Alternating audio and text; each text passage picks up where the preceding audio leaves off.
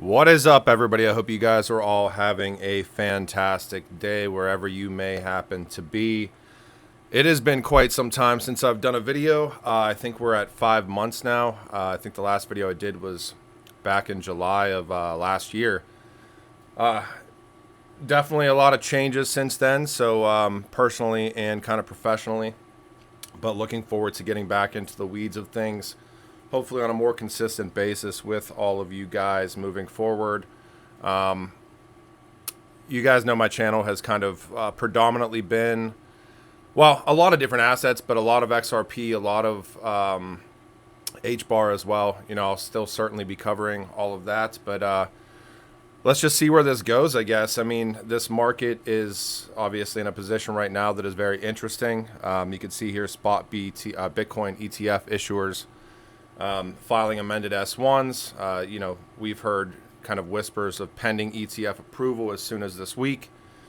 But going to try to take a run the gamut approach as I get back into the weeds with these videos on a consistent basis. Well, for those of you guys not on Twitter, I had a pretty bad car accident on the 30th as well. Had a little bit of time to think about daily routines and things like that. So have missed doing these videos and really wanted to kind of start to fit it back into my daily kind of task aspects. So here we are. And yeah, I hope you guys are all doing well. Like I said, it has been some time, so hopefully we can make these more consistent for you guys. First and foremost, big news coming out this week, or the big news of the week, is obviously all eyes on the spot Bitcoin ETFs. 2 hours ago, this coming out of Cointelegraph, spot Bitcoin ETF or exchange traded fund issuers file an amended S1 application. This is now awaiting SEC approval. Asset manager Valkyrie was among one of the first companies to file its final S1 amendment. The new filings open a potentially historic week for Bitcoin as the hopeful issuers expect to finalize their S1 forms amendments today. This includes information about fees or identities of the market makers for the potential Bitcoin ETFs. You can kind of see here is the fee structure, this coming out of Bitcoin Magazine. You can see all of the filers: Grayscale, ARC21, iShares, Bitwise, VanEck, WisdomTree, Invesco, Fidelity, Valkyrie, Hashdex, and Franklin. Here's all the fee aspects after waivers. Here's the waiver details, talking about physically backed, the exchanges, potential listings, and the most recent filings. So, and Bloomberg raising odds to just over 90% for Bitcoin ETF approval. These are two influential analysts tipping the odds at over 90% ahead of the Securities and Exchange Commission's final decision. So odds of a spot Bitcoin ETF exchange traded fund being approved in the U.S. have risen to more than 90%. This is two influential analysts at Bloomberg. While the crypto market participants at betting platform Polymarket became more pessimistic, trimming the odds to 85%. Referring to the likelihood of Securities and Exchange Commission rejecting proposals after Friday's flurry of updated filings, Bloomberg ETF analyst Eric Balchunas said on a Saturday post, "I'd probably go with 5% at this point, but you got to leave a little window open for these filings." All right. We do have a space today with Bank Social. If you guys aren't aware, these guys built on Hedera, obviously. If you guys are interested in the spaces, it is at 12 p.m. Eastern time today. Notably, Bank Social just announced DeFi, which is a federal credit union, the self-custody platform enabled by distributed ledger technology. This is Bank Social, in collaboration with industry partners and advisors, announces the proposed DeFi federal credit union. Now, this is interesting because I do think that when you get into the credit union aspects, there's a lot of room for growth as far as integration with distributed ledger and blockchain. DeFi Federal Credit Union aims to be the first digital native self-custody credit union powered by distributed ledger technology and the ethos of credit unions. Based in Texas and powered by Bank Social open banking features, the proposed DeFi Federal Credit Union has a mission to serve its members and the larger Web3 community across the world with financial services that have been difficult to provide in the past. Built with a backbone of not-for-profit financial cooperative relationships, the proposed DeFi Federal Credit Union takes advantage of new tools that can empower every domestic credit union for an open banking future. looking forward to really getting into the weeds with this interview today. They also announced a new wallet 2.0, first self-custody multi-chain Hedera wallet with integrated staking. When you think about, especially trying to build a business in crypto and in Web3 in the United States, there is a huge problem with attaining an actual bank account. I mean, you mentioned the word crypto, and most financial institutions in the U.S., if you're trying to start a business, just kind of run for the hills. So really looking forward to getting into the weeds with John Wingate, who's the CEO of Bank Social today. Again, if you guys are interested in that, you can check this out on Genfinity's Twitter at GenfinityIO. Also coming out of Hedera, this is really interesting. This is HCS20. So kind of getting into the weeds with this just a little bit here. This had just launched, I think, over the past few days.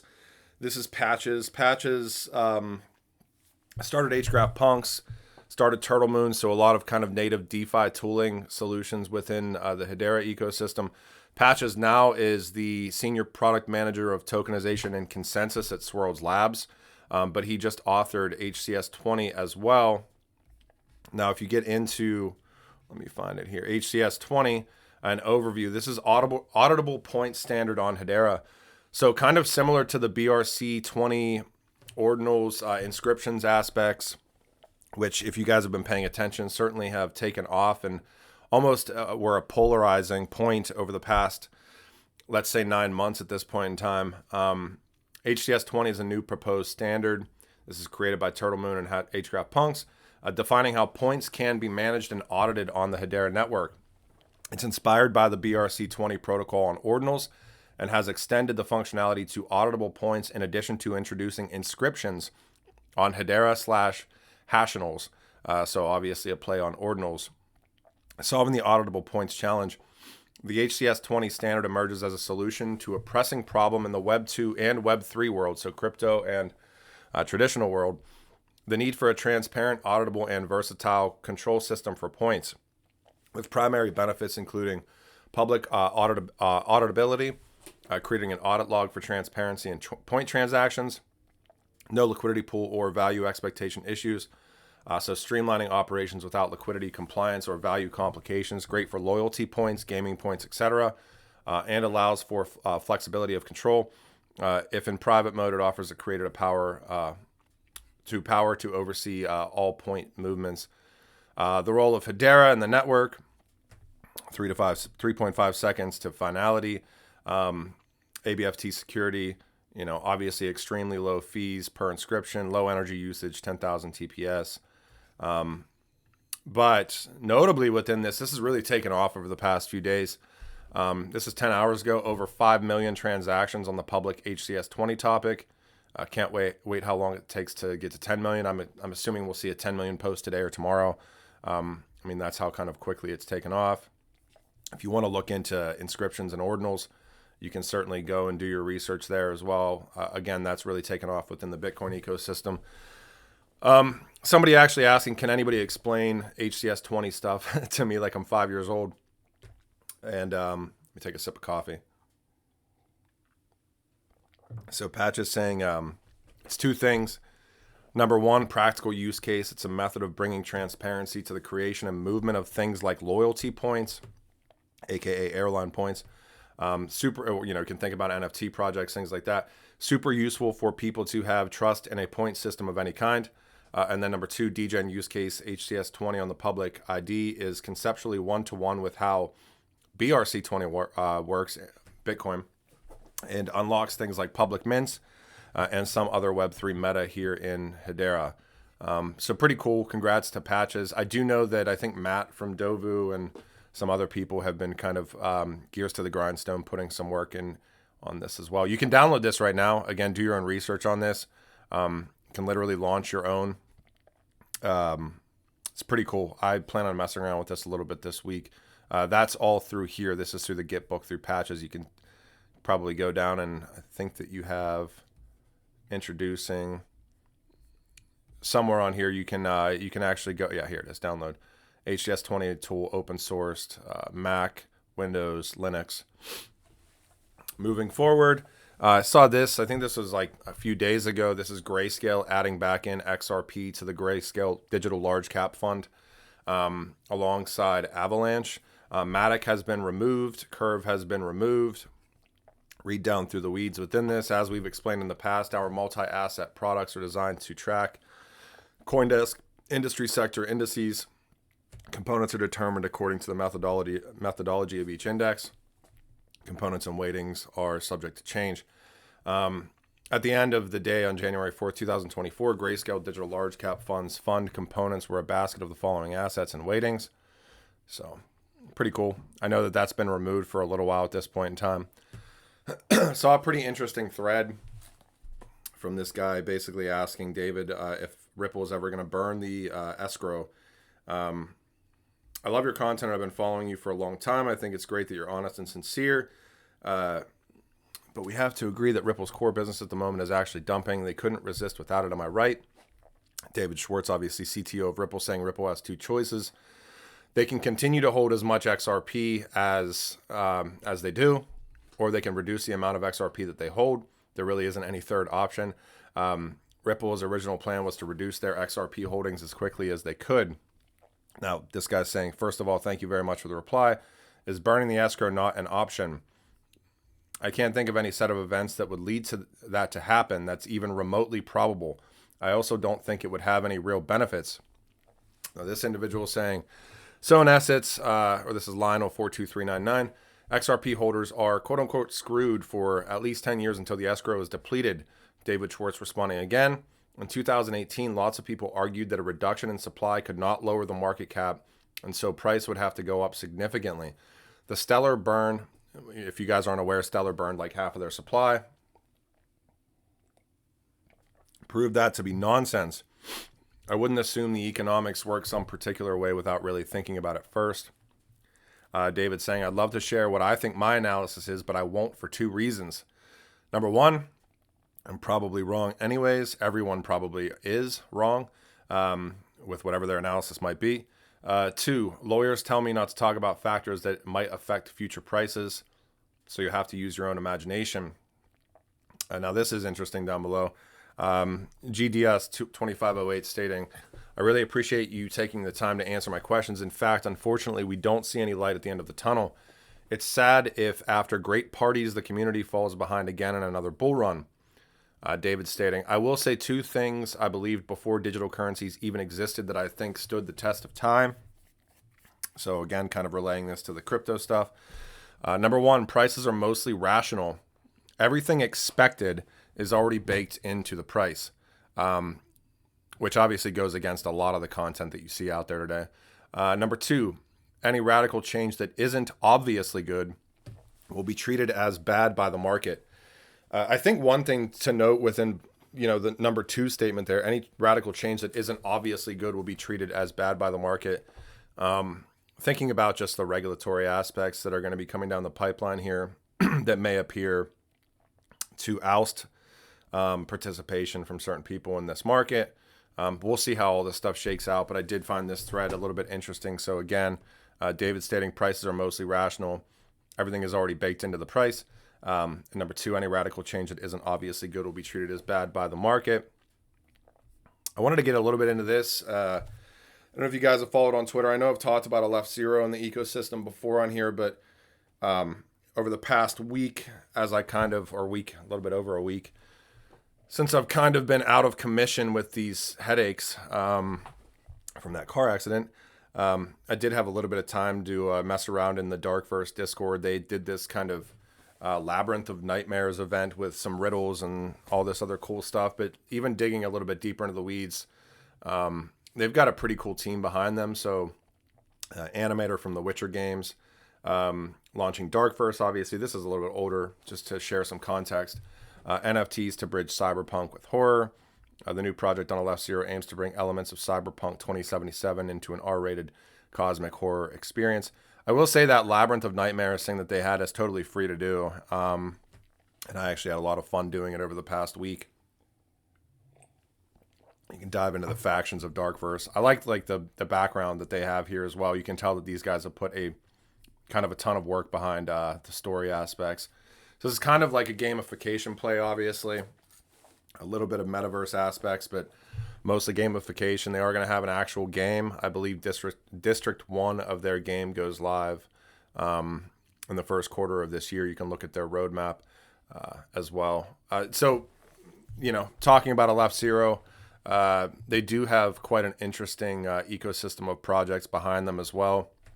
I've had the pleasure to have a lot of these projects on Spaces, Interlock and ThreatSlayer, security aspects dealing with AI as well. I mean, I actually use Interlock's browser-based solution. Even as I browse the web, it's free to use. Tons of projects in here. You can see anything from DeFi to centralized exchanges to DEXs to oracles to software to identity to launch pads. So I always like paying attention kind of to having like a strong ecosystem to build that foundation out, because at the end of the day, there's got to be multiple verticals in these ecosystems.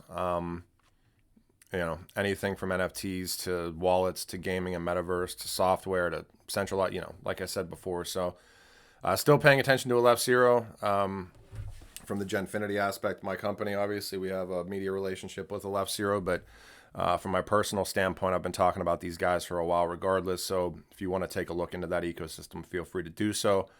Looking at the market, so Bitcoin at $44,800 right now, up 2% on the day, I believe.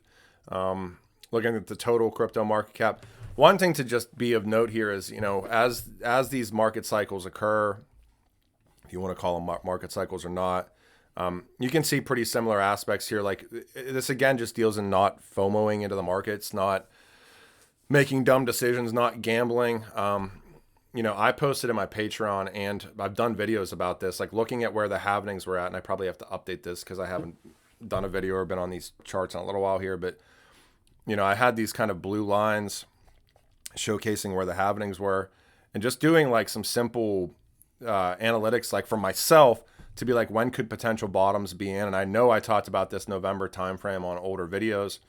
Obviously, probably the best buying opportunities that existed.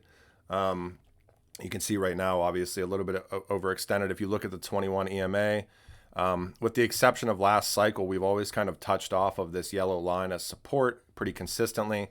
You can see here, we basically didn't. The last time we kind of had a touch on this is last cycle, 28th of September 2020. Ballpark, and didn't touch base until we crashed down below in May of 2021. Obviously a little bit unsustainable. We did kind of go back up and double top. So just goes to say, don't FOMO. And I know one of the assets, and again, not financial advice, but I bought into, and this will probably be like another quant story for me, where I bought quant at like $3, but not a lot of it, like $100 worth of quant or something. Similar with BitTensor, like BitTensor went on a tear all the way up to like $400. But if you kind of look at where the chart, just in general, I mean, this is obviously an unsustainable rally. Everything's going to come back down and either retest support, which hopefully is what's going to start to go on. I don't see a lot of support right where we're at right now, unless you consider the moving averages. Go back to the daily. You got a lot of kind of support resistance areas at 160. You could argue, right around 225, which we're kind of down below right now on the daily. But I mean, again, just to say, these things don't just go up in perpetuity forever. Everything kind of does. Gravity does come back into play.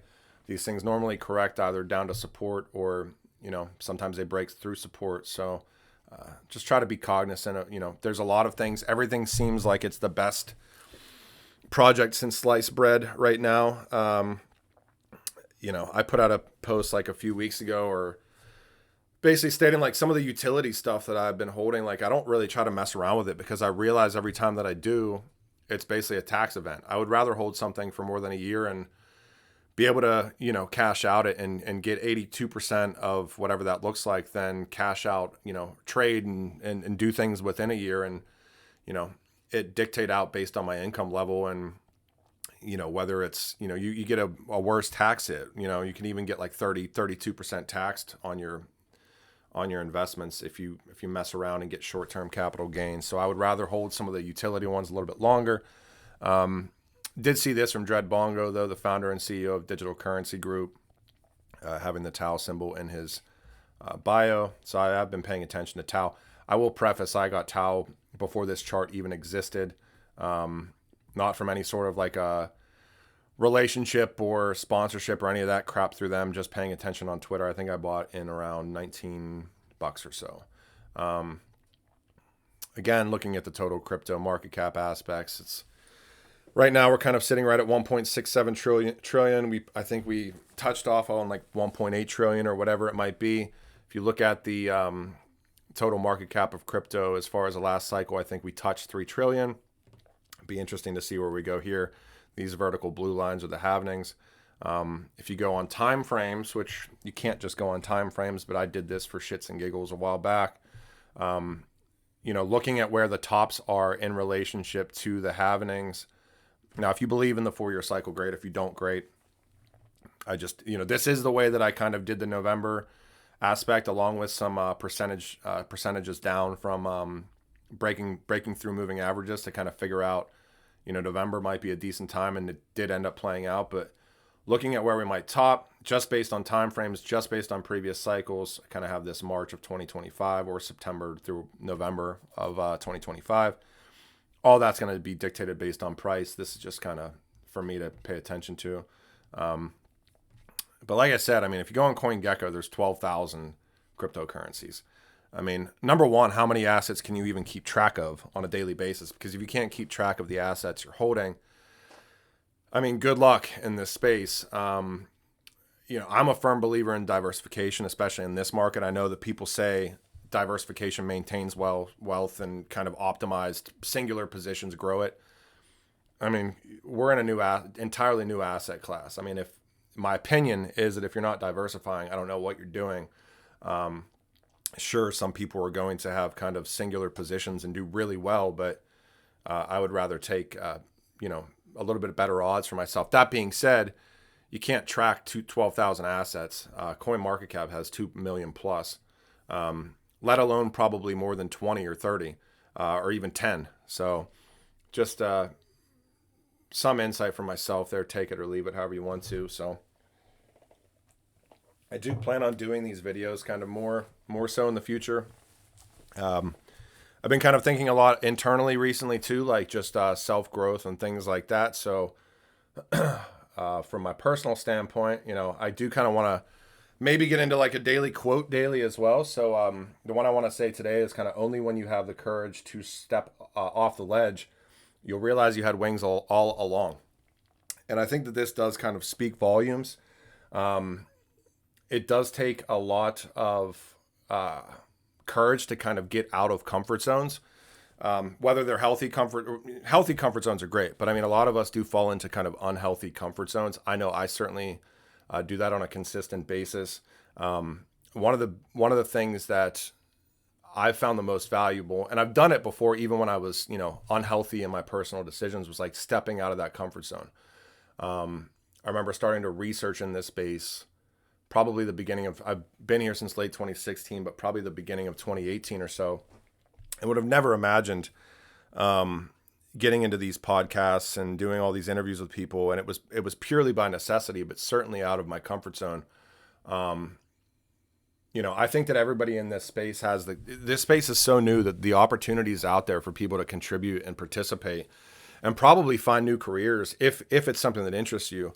Those opportunities are right there in front of everybody. So all it takes is just literally making yourself a little bit uncomfortable. Whether you're not a great public speaker and, that makes you nervous. Like there's a massive need for public speakers in this space and people that can actually just do a little bit of research and do interviews or bring different projects or different ecosystems together. It's one of the things that I've tried focusing on. I'm one person, obviously, but again, kind of getting out of the comfort zone that you've developed for yourself, because sometimes those things are unhealthy. I think is massively important for growth. And I know all of you guys can do it. If I've been able to do any of that stuff with all the crazy stuff going on in my head consistently, you guys certainly can. So I do plan on doing these videos. I'll get back into a little bit more of a flow here. This is the first one I've done in over 5 months. So the nerves, obviously, and then just kind of the structure to get these things in. We'll figure out what these look like over time. But yeah, I think that the Bitcoin ETF aspect is going to be on top of everybody's minds over this week, and hopefully this market continues going up. We'll see what happens. And if you guys are interested, whether from a personal standpoint or from a business standpoint, again, I have this space with Bank Social today at noon. Feel free to check it out. So hope you guys all have a great day, and look forward to talking to you guys tomorrow. Thanks. Bye.